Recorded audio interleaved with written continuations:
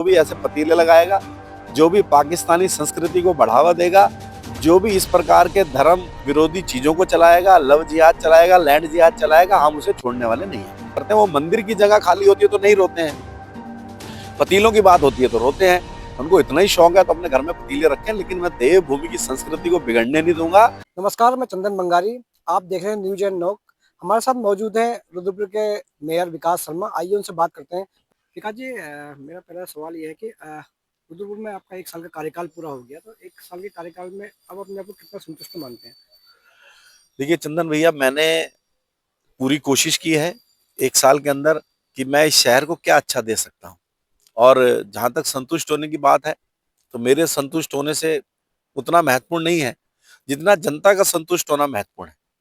मैंने कोशिश की है कि जो समस्याएं बचपन से मैं देखता था इस शहर के अंदर, उन समस्याओं को कैसे हम निदान कर सकते हैं। हमने कोशिश की है कि जो शहर में कभी कोई रिश्तेदार आता था तो उसे अच्छे पार्क में भी हम नहीं ले जा सकते थे, तो हमने गांधी पार्क को एक प्रोजेक्ट के रूप में लिया। और उसके साथ ही उत्तरायणी एक पार्क हमने लिया जो सिडकुल मारा जो कलेक्ट्रेट के पीछे है। एक हमने ट्रांजिट कैंप में रजत जयंती पार्क लिया और एक मोदी मैदान। यानी ये 4 पार्क हमारे इस पहले साल के कार्यकाल में जनता को समर्पित होने वाले हैं, जहां हमने विभिन्न सड़कें नालियों का काम तो किया ही है, जहां हमने नई रोडें खोजी हैं, हमने रोडों को चौड़ीकरण का भी काम किया है। और हम कोशिश कर रहे हैं कि शहर के अंदर अच्छी लाइट दें, हमने लाइट व्यवस्था भी चेंज की है। साथ ही साथ हमने डिजिटल लाइब्रेरी की तरफ बढ़कर छात्राओं को एजुकेशन देने में भी प्रयास किया है। और एक बजाज के साथ मिलकर हमारा ट्रेनिंग सेंटर भी खुलने जा रहा है, जिसमें विभिन्न प्रकार के कोर्स हम बहनों को देने जा रहे हैं। हम अपना पेट्रोल पंप लगा रहे हैं, शहर से हमने ठेली मुक्त करने का अभियान चलाया, सारी ठेलियों को व्यवस्थित करके वेंडिंग जोन बनाया। अभी हम वेंडिंग जोन पार्ट 2 और वेंडिंग जोन 3 भी शुरू करने वाले हैं। तो इस तरह से लगातार हमने, चाहे यहाँ दिवाली मेला हो, शहर को व्यवस्थित करने का काम किया, शहर को जाम मुक्त करने का काम किया। और मुझे लगता है कि अभी 14 तारीख को माननीय मुख्यमंत्री जी जब हमारे 1 साल बेमिसाल कार्यक्रम में आएंगे, तो कुछ शिलान्यास हैं, कुछ लोकार्पण है, जैसे गौशाला बहुत लंबी एक मांग थी यहाँ। तो ये सब मिला के मैं समझता हूँ कि 100 करोड़ का आंकड़ा हम पार कर जाएंगे। अभी हाल में ही एक ईदगाह का एक प्रकरण हुआ था और आप पर एक वर्ग विशेष को लेकर एक टारगेटिंग राजनीति करने का एक आरोप लगा था कि एक वर्ग विशेष को टारगेट करके आप डिसीजन ले रहे हैं। उसको लेकर क्या कहना है? देखिए चंदन जी, मैं ये कहना चाहूंगा कि जो वर्ग विशेष है, उसने कभी भी, हमने उनको अपना या पराया हमने नहीं समझा, लेकिन उन्होंने हमेशा हमें पराया समझा है। क्योंकि 70 साल तक यहाँ कांग्रेस ने इस देश में जिस प्रकार से मुस्लिम तुष्टिकरण की राजनीति की है, हम विकास की बात करेंगे तो अगर आप मेरे वार्ड है, मैं समझता हूँ 6 से 7 मुस्लिम पार्षद हैं।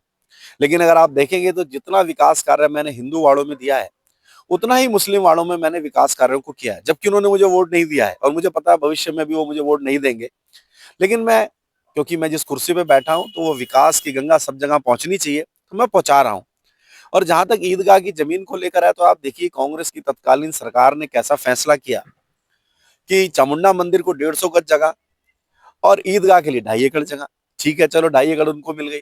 अब 2.5 एकड़ की जगह 10 एकड़ जमीन घेरना, 11 एकड़ जमीन घेरना, ये कौन सा सही तरीका है?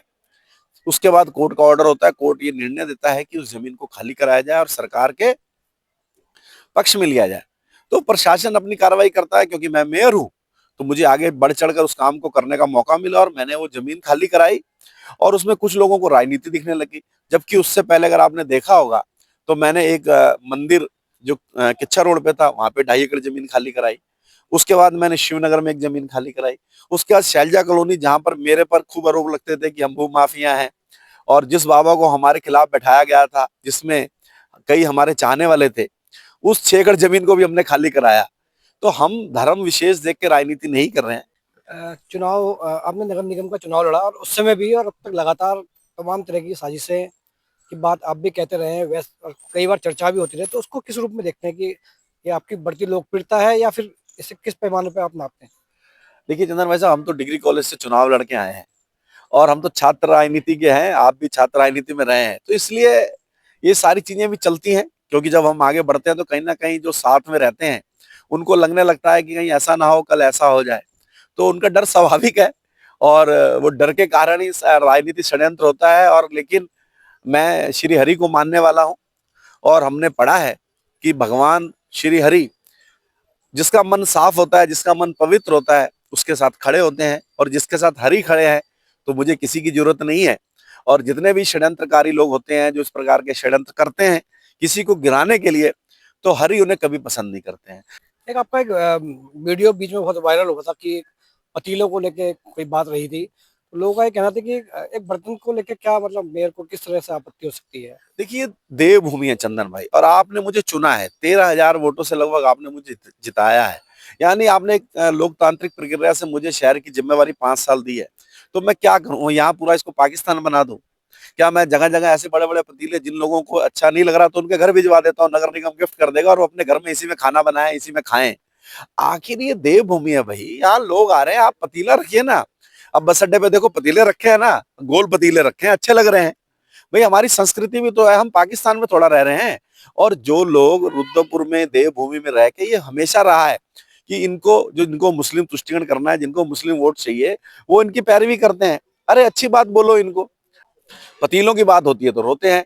उनको इतना ही शौक है तो अपने घर में पतीले रखें, लेकिन मैं देवभूमि की संस्कृति को बिगड़ने नहीं दूंगा। मेरा उत्तरदायित्व है, इसका मैंने अन्न खाया है, मैंने जल पिया है। देवभूमि महादेव की नगरी है, रुद्र की नगरी है, कुमाऊं देवी देवताओं का वास क्षेत्र है, और ये मेरा प्रवेश द्वार है।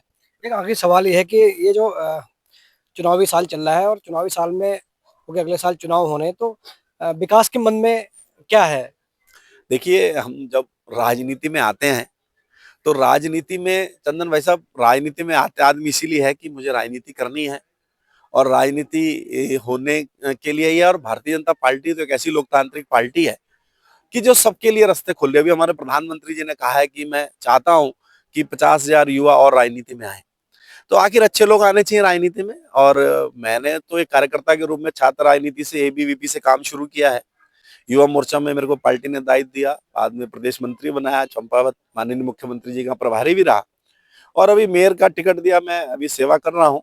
आगे जैसे ही मेरी पार्टी का निर्देश होगा, मेरी पार्टी जो जहां मुझे खड़ा करना चाहेगी, मैं उनका एक सैनिक हूँ।